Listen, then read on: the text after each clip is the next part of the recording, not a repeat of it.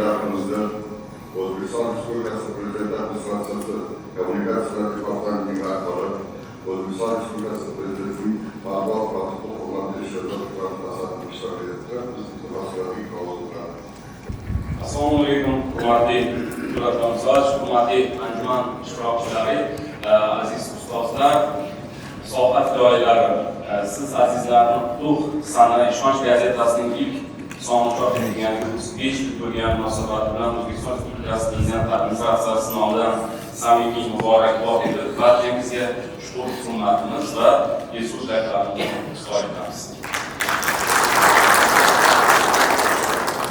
Yaqin tariximizning g'oyat shonli va murakkab davrida vatanimiz istiqlol arafasida tashkil etilib, el yurtimizning tinch, erkin va farovon tayyor mustaqil davlat demokratik jamiyat barpo etish yo'lidagi ezgu orzu, intilish va harakatlari, kurash va bunyodkorlik so'rovnomasini o'z sahifalarida muhrlab kelayotgan ushbu nufuzli ijtimoiy-siyosiy nashr sizlarning fidokorona mehnatingiz, iste'dod va mahoratingiz tufayli chinakam xalq munbariga aylanganini alohida ta'kidlashga istadim.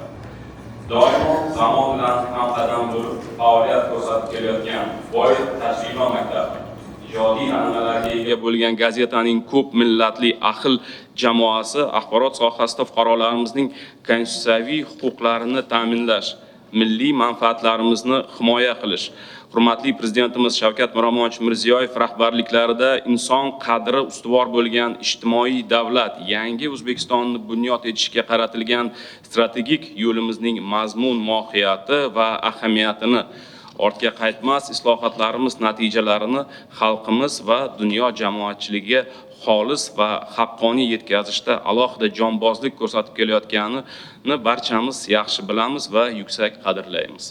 Aziz do'stlar, O'zbekiston Kasaba uyushmalari Federatsiyasining bosh nashri sifatida Ishonch, Daveriya birlashgan tahririyati o'z faoliyati davomida mehnat ahlining ovozini keng jamoatchilikka yetkazishdek sharafli vazifani munosib ado etib kelmoqda.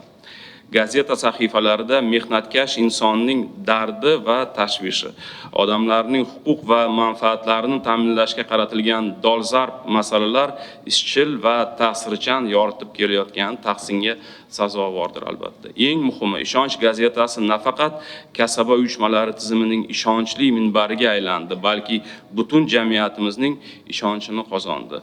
Sizlarning mashaqqatli mehnatingiz bilan Qudratli Musoch aytganlaridek gazetaning 5500 dan ziyod soni chop etildi. Nashr tiraji yildan yilga ortib, 37 000 nusxadan oshib ketgani ham buni tasdiqlaydi. Gazetaning zahmatkash ijodiy va texnik xodimlari, mualliflar jamoasi jahon axborot maydonida raqobat tobora kuchayib, raqamli va sun'iy intellekt texnologiyalari hayotimizga jadal kirib kelayotgan hozirgi shiddatli davrda milliy jurnalistika misolida turgan dolzarb vazifalarni ado etishda yanada katta kuch-g'ayrat va ilhom bilan mehnat qiladilar deb ishonamiz. Sizlarni yana bir bor chin dildan qutlab, barchangizga sihat, salomatlik, oilaviy baxt, saodat, sharafli va mas'uliyatli faoliyatingizda yuksak yutuqlar va omadlar tilaymiz. Katta rahmat e'tiboringiz.